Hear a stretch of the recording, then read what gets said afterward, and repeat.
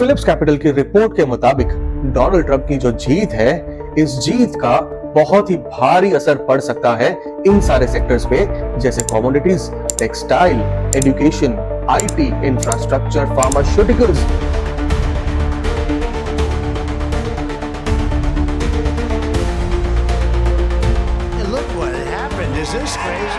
Hi, welcome to the channel once again. और इस बार हम बात करने वाले हैं मिस्टर डोनाल्ड ट्रंप की। और 4 साल पहले जो इन्होंने प्रोटेस्ट दिखाया था कांग्रेस के सामने और एक असैसिनेशन से बचते बचाते फाइनली ये यूएस के 47th प्रेसिडेंट बन गए हैं। लेकिन क्या इससे हमारे प्यारे स्टूडेंट्स को कोई इफेक्ट पड़ेगा या हमारे देश को कोई इफेक्ट पड़ेगा, उसकी बातें इस वीडियो में हम करने वाले हैं। तो आप इन वीडियोस को एंड तक जरूर देखें और अच्छा लगने पर एक लाइक दे दीजिए और डेफिनेटली इस चैनल को सब्सक्राइब जरूर कीजिए ताकि आप तक हम और ऐसे इंफॉर्मेटिव वीडियोस ला सकें। अब देखिए, डोनाल्ड ट्रंप जो है उनकी और इंडिया की रिलेशनशिप्स जो है वो अच्छी हैं और यूएस की इंडिया के साथ टेक पार्टनरशिप्स भी बहुत अच्छी रही हैं और हमारे मोदी जी जो हैं उन्होंने उनके साथ रिलेशन हमेशा से अच्छे बनाकर रखे हैं। अब इस वजह से हमें कुछ बेनिफिट होने वाला है और स्पेशली स्टूडेंट्स जो फॉरेन जाके पढ़ना चाहते हैं उनके लिए कहीं ना कहीं कुछ अच्छी अपॉर्चुनिटीज खुलने वाली है और आगे बेनिफिट ही बेनिफिट है। लेकिन ये सबसे पहले हम थोड़े से सेक्टर्स की बात करें जो मैंने पहले मेंशन किए थे और आगे बढ़ते हैं, समझते हैं हर एक सेक्टर के अंदर इसका फर्क क्या पड़ेगा। तो शुरुआत करेंगे हम एनर्जी सेक्टर से। अब एनर्जी सेक्टर से फर्क ये पड़ने वाला है कि डोनाल्ड ट्रंप जो है उनको petroleum, oil and natural gas production के ऊपर उनको बहुत ही ज्यादा इंटरेस्ट है एंड ही वांट्स कि ये मार्केट में फिर से फैला जाए। मतलब वो ज्यादा प्रो ईवी नहीं है, he is okay with having petroleum. I'm constantly talking about electric cars, but I don't mean I'm against, I'm totally for them. अब इससे क्या फायदा होगा? इससे फायदा ये होगा कि हमें जो हमारा पेट्रोलियम प्रोडक्ट्स जो इंपोर्ट होते हैं, मतलब ऑयल, नेचुरल गैस, ये सब सस्ता होने की संभावना है और इस वजह से आप अपनी बाइक में सस्ता पेट्रोल डाल के लड़कियों के साथ थोड़ा एक्स्ट्रा घूम सकते हो। लेकिन उसके साथ साथ हमारे देश की इकोनॉमी पे भी बहुत सारा फर्क पड़ेगा। तो जो डोनाल्ड ट्रंप हैं, ये इंफ्रास्ट्रक्चर, स्पेशली अमेरिका के इंफ्रास्ट्रक्चर के ऊपर बहुत ज्यादा ध्यान देते हैं और इनकी हमेशा से आदत रही है कि इंफ्रास्ट्रक्चर को बढ़ावा देना। अब इसके तहत क्या होगा कि मेटल की डिमांड बहुत ज्यादा बढ़ेगी और ये वाला जो सेक्टर है, इस सेक्टर में एक बहुत ज्यादा बढ़ावा आएगा। अब जो हमारे जो इंडियन स्टील प्रोड्यूसिंग कंपनीज है या मेटल या पाइप्स प्रोड्यूसिंग कंपनीज है, इनको यहां पर बेनिफिट मिल सकता है। वो क्यों? क्योंकि जो अब तक चाइना से इंपोर्ट्स हो रहे थे और डोनाल्ड ट्रंप, आपको पता ही है कि चाइना के कितने ज्यादा प्यारे मित्र हैं, वो चाइना पे थोड़े ज्यादा हायर टैरिफ्स लगाएंगे और इन हायर टैरिफ्स की वजह से वहां की जो कंपनीज है अमेरिका की, उनको देखना पड़ेगा दूसरी कंट्रीज का मुंह। मतलब इंडिया का एंट्री हो सकती है और इंडिया की जो एंट्री होगी, इस एंट्री से हमारे यहाँ की जो कंपनीज है उनको कुछ बेनिफिट मिलेगा और ये बेनिफिट से हमें एक अच्छा economical benefit plus job opportunities भी खुलेंगी। अब बात करते हैं ऑटोमोटिव और इलेक्ट्रॉनिक्स इंडस्ट्री की तरफ। अब ट्रम्प जो है उनकी जो पॉलिसीज हैं वो इलेक्ट्रिक व्हीकल्स जो हैं, ईवी व्हीकल्स जो है उसके रिडक्शन की तरफ है।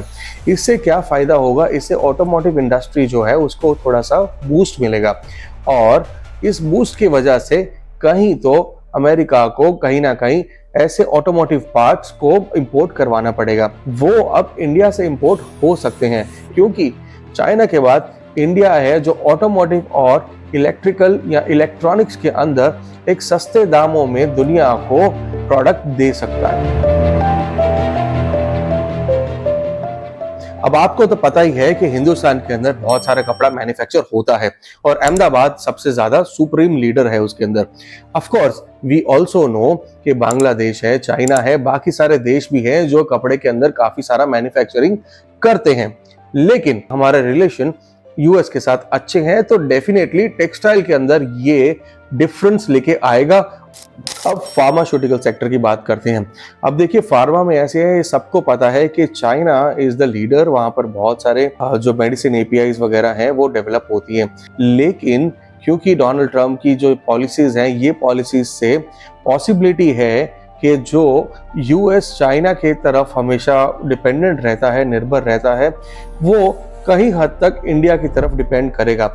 And so does this entire nation. Your nation And is Modi, doing you're so well. fantastic. We are I mean, very, very fantastic, proud man. of India. और अब हम आते हैं उस मुद्दे पे जिसकी आपको बहुत ज्यादा इंतजार रहा है।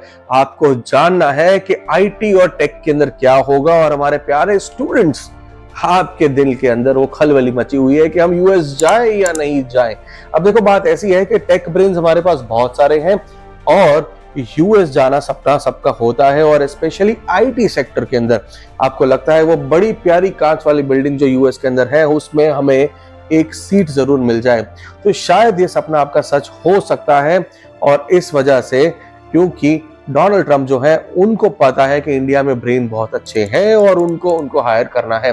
लेकिन आपके मन में ये भी सवाल होगा कि भाई ये तो इमिग्रेंट्स को भगाते रहता है बंदा, क्या हमें भी भगा देगा?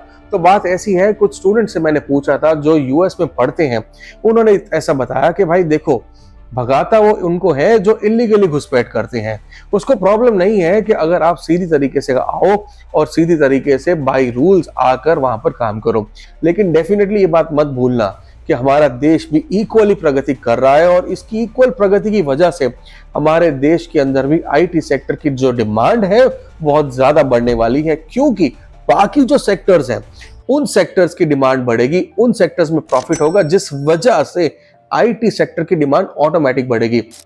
अब थोड़ी सी चैलेंजेस की बात करते हैं। मतलब एज ए स्टूडेंट अगर आपको फॉरेन में जाना है और स्पेशली आपको यूएस जाना है और आपको अपना करियर बनाना है, तो थोड़े से चैलेंजेस भी आपको आएंगे, और ये हिकअप्स अगर आप पार कर लेते हैं तो शायद आप अपना बेटर फ्यूचर देख सकते हैं। सबसे बड़ा आपको चैलेंज ये आएगा कि जो फॉरेन इमिग्रेशन की जो पॉलिसीज हैं वो थोड़ी ज्यादा स्ट्रिक्ट हो रही हैं, और वो ज्यादा स्ट्रिक्ट होने की वजह से आपका यूएस में एंट्री मिलना वो थोड़ा ज्यादा डिफिकल्ट हो जाएगा। तो शायद ऐसा हो जाए कि बहुत सारे लोग वहां पर ना जा सकें, बहुत सारा फिल्टरेशन हो जाए, और इसको आपको ध्यान में रखना है। दूसरी बात यह है कि एजुकेशन सेक्टर के अंदर हायर टैरिफ्स लगने वाले हैं। मतलब जो बेसिकली जो आपकी फीस है वहां पर जाके जो आप भरते थे वो पहले से अब आपको ज्यादा देनी पड़ेगी। इस वजह से आपको वहां फॉरेन में जाना, स्पेशली यूएस में जाने के लिए आपके बहुत सारे खर्चे आएंगे। आपकी जो फीस जो वहां पर x थी वो शायद 1.5x हो सकती है, और उस वजह से आपको बहुत सारा पैसा वहां देना पड़ेगा। तो ये आपको थोड़ा ध्यान में रखना है। और मेरी हमेशा से एक एडवाइस रही है कि अगर यूएस जाना है, आपको वहां पढ़ना है, तो मेक श्योर करें कि इंडिया में आपका जो बैंक बैलेंस है वो बहुत ज्यादा स्ट्रांग हो। और अगर आप ये सोच रहे हैं कि माँ बाप का घर गिरवी रख कर जाए, तो प्लीज कतई मत जाए, क्योंकि ये बहुत ही ज्यादा डेंजरस हो सकता है।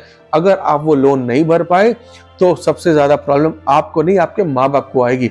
उनके जो सर की छत है वो भी बिक जाएगी। Stay tuned for more. Thank you for watching. Like this channel and subscribe.